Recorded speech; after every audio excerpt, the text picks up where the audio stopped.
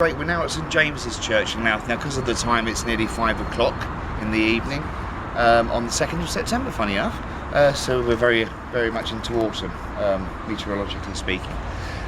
St James's Church in Louth, amazing church, built in the 11th century originally. It's actually built onto 3 other sites. So there has been works here since about 500 BCE, historically proven. So it's an absolutely wonderful place. It's got a lot of peace about it, although you can hear the noise and the traffic, but as its grounds are, it's got quite a lot of peace about it. It was famous because of October 1536 was when it was the Linconshire rising, the uprising against government and crown, which of course King Henry VIII couldn't tolerate. The vicar here at the time was quite rebellious of the taxations that King Henry VIII was bringing in. And least us not forget, monarchs of England are only rich and wealthy because of the money they took from people, through taxation. That's how they became rich and wealthy. Not from their own hard work and graft, like the average person, purely from taking from others that wasn't rightfully theirs. Period.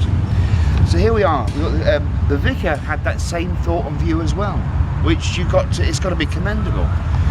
So much so that the area, the people at the time here, they pretty much just uprose and said, no, we're not going to pay the taxes, we're not going to do any of that. That's going to be the end of it. But then, what happens?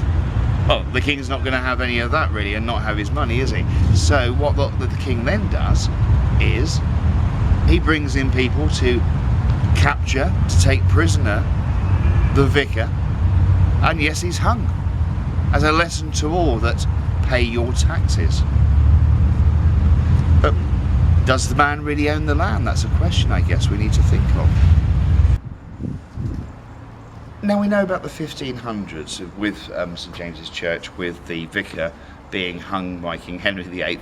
King Henry VIII, as we very well know, he was very partial to a good hanging, especially people that wanted to challenge his rule and leadership. But the series goes much back further in time. So Louth is, as we said, about going back further in time. Louth's mentioned in the Domesday Book, 1086, we know that for sure.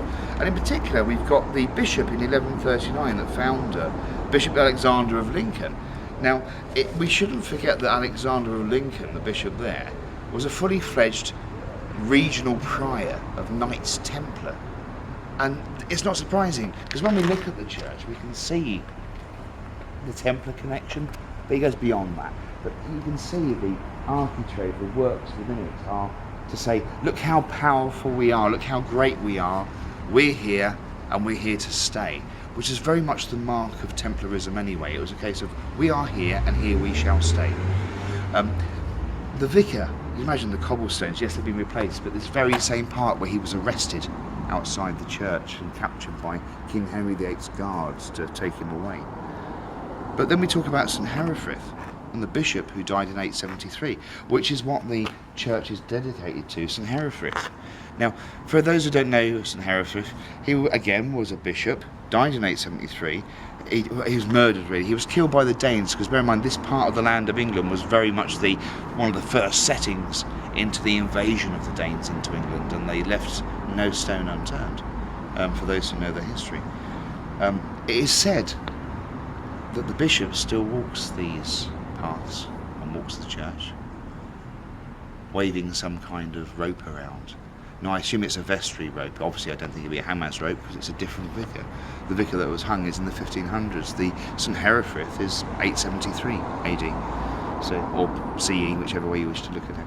But needless to say, you get a sense of nice energy here. But sadly that's a little bit spoiled by the noise of the traffic that goes around the town itself. But you certainly get a sense that there's something more. And as I say, let's not forget that this is built on 3 previous buildings. So why here? Why build on the same area? Why not build it somewhere else? And why such a very large, prominent building? And and you can see from end to end, as you sort of can perhaps pan down and see from one end to the other. It's an amazing size, really.